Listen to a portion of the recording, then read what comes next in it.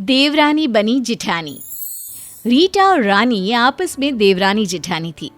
घर का नियम था कि घर का सारा फैसला जिठानी लेती। अरे रानी, रीटा कहाँ है? उसे बोल शाम को मेहमान आने वाले हैं। जल्दी से खाना बनाने वाले को बोल दे कि क्या क्या बनेगा। और हाँ, उसे बोल कि तिजोरी से कुछ पैसे निकाल कर नौकर को दे दे। बाजार से सामान भी लाना होगा ना। हाँ जी, बोल देती हूँ। वैसे भी मैंने और करना क्या है, इधर से बात उधर ही तो करनी है। न जाने कब तिजोरी की चाबी मेरे कमर में लटकेगी। चुप कर, भूल से भी ना सोचना। ये घर की परंपरा है कि घर की बड़ी बहू के हाथ में ही सारा काम होता है। जाकर रीटा को बोल दे जो मैंने बोला है। बड़ी आई कमर में तिजोरी की चाबी लटकाने वाली। रानी की जिंदगी में बस यही परेशानी थी कि कोई उसे वो सम्मान नहीं देता जो बड़ी को मिलता। वो जा रही होती है कि सामने से नौकरानी आती है। रानी दीदी, वो रीटा मैम साहब कहाँ है? ओए, वो तो मैं तुझे बाद में बताऊंगी कि वो कहाँ है। लेकिन ये क्या, मैं दीदी और वो मेम साहब? ओह, तो क्या तुमको मेम साहब बोलूं? अरे तुम्हारे बोलने से तो घर का साबुन तक नहीं बदलता। और तो और, मुझे तो पैसे भी रीटा मेम साहब ही देती है ना। मेम साहब बोलूं इनको? बड़ी आई। ये बोलकर नौकरानी वहां से चली जाती है। रानी को आता है इतना गुस्सा कि वो ठान लेती है कि वो किसी ना किसी तरह से खुद को वो मान सम्मान फैमिली में दिला कर रहेगी। अगले रोज, रानी, भाभी से बोलो ना, रात को खाने में नॉनवेज बना देंगी, बहुत मन कर रहा है। रानी जेठानी के पास जाती है जो बहुत बिजी दिखाई देती है। भाभी, वो विनय बोल रहे थे कि रात को डिनर में नॉनवेज बनवाने के लिए आप कुक को बोल देना ना। रानी बोलकर जा ही रही होती है कि जेठानी आवाज देती है, रानी रुको, 2 मिनट रुको, एक काम करके फ्री ही हो रही हूँ, फिर बात करती हूँ। ठीक है भाभी, जैसी आपकी आज्ञा। आखिर रानी तो मैं बस नाम की हूँ। राज तो घर में आपका ही चलता है ना। रीटा काम खत्म करके रानी की ओर देखती है। अरे नहीं रानी, राज तो छोटों का ही होता है।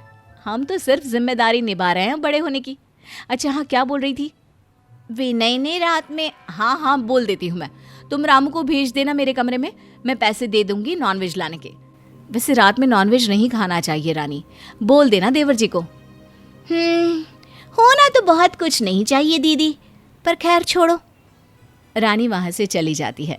रानी अपनी माँ को फोन करती है। अरे क्या बात है रानी बेटिया, मूड खराब क्यों लग रहा है? किसी ने खाना बनाने को बोल दिया क्या? हाल तो ये है माँ तेरी बेटी का कि ये लोग किसी दिन वो भी बोल सकते हैं, कोई भरोसा नहीं है। अरे क्या बोल रही है?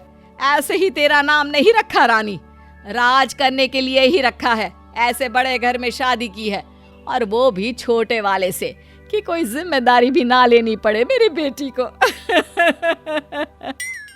माँ कैसी बात कर रही हो? कोई मतलब ही नहीं है मेरा इस घर में।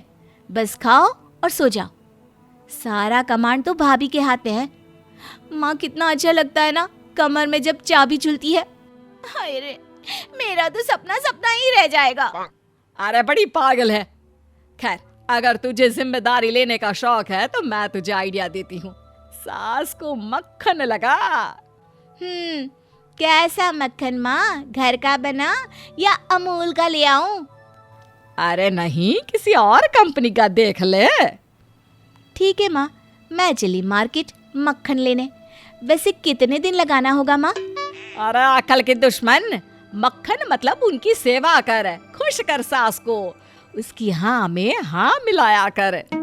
कभी नहीं, मैं तो ये कभी नहीं करूंगी। उस औरत की शक्ल देखिए, मैं कभी उसकी सेवा नहीं करूंगी।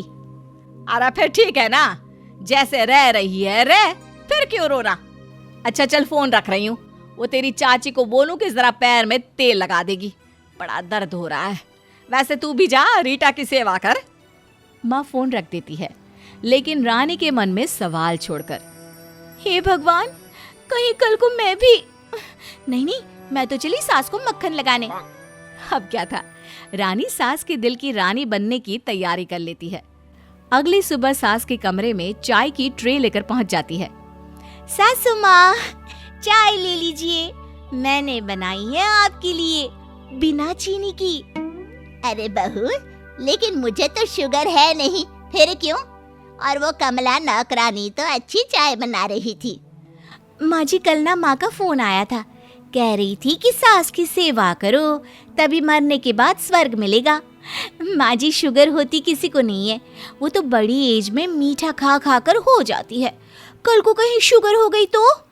अरे नहीं नहीं बहू, ला ये बिना चीनी वाली चाय ही पी लेती हूँ। अच्छा माँ जी, मैंने ना वो आपकी वॉक के लिए कपड़े निकाल दिए हैं। आप वॉक से आएंगी तब तक मैं आपके लिए हाई प्रोटीन वाला नाश्ता तैयार करके रखूंगी। वो क्या है ना, एनर्जी के लिए अच्छा होता है। अब क्या था, रानी सास को पूरा घेर लेती है। माँ जी, खाने में पूरी सब्जी है, हलवा भी बना रही हूँ। अरे अरे अरे, कैसी बात कर रही हैं दीदी? माँ जी की जान लेंगी क्या इतना हैवी खिलाकर? मैंने मूंग की खिचड़ी बनाई है अपने हाथ से माँ जी के लिए। तभी वहां रानी के बुलाए डॉक्टर आ जाते हैं। बिल्कुल ठीक कह रही है रानी बहू। रीटा, सास के लिए जहर है वो खाना जो तुम इन्हें खिलाती हो, मर जाएंगी ये सब खाकर। लेकिन मैं तो हमेशा... अरे चुप कर रीटा, आज से तेरे हाथ से सारी जिम्मेदारी मैं रानी को देती हूँ। ये चाबी ला इधर। रीटा से चाबी लेकर रानी को देकर सास कहती हैं, लो बेटा, आज से तेरी जिम्मेदारी है घर की। बस अब क्या था, रानी को जो चाहिए वो मिल जाता है। लेकिन कहते हैं ना, बंदर को घी नहीं पचता। अगले रोज, अरे आज रानी आई नहीं बिना चीनी की चाय लेकर। सास कमरे से बाहर आती है तो रीटा रसोई में खाना बना रही होती है। अरे रानी कहाँ है और खाना तुम क्यों बना रही हो? माँ, रानी तो सोकर उठी ही नहीं और किसी को पता भी नहीं है कि क्या बनाना है। रानी मैम साहब ने मुझे काम से निकाल दिया। अरे मेरे छोटे बच्चे हैं मैम साहब, कब से काम कर रही हूँ इस घर में ईमानदारी से। रानी, रानी कहाँ हो? अरे क्या हो रहा है इस घर में? क्या लगा रखा है सुबह सुबह? और हाँ, ये नौकरानी निकाली है मैंने, ये यहाँ क्यों खड़ी है? आप और भाभी मिलकर रसोई संभालिए जाइए, बहुत खर्चे हैं इस घर के नौकरों पर। वाह वाह, क्या बात है, एक दिन हुआ नहीं कि असली चेहरा सामने आ गया। ला तिजोरी की चाबी और सारी जिम्मेदारी वापस कर रीटा बहू को। क्या बोल रही है माँ जी? आपने ही तो... हाँ, गलती हो गई थी मुझसे जो तुझ पर विश्वास किया। जा यहाँ से। और मेरी नौकरी? नहीं, किसी की नौकरी नहीं जाएगी। जाओ, काम करो।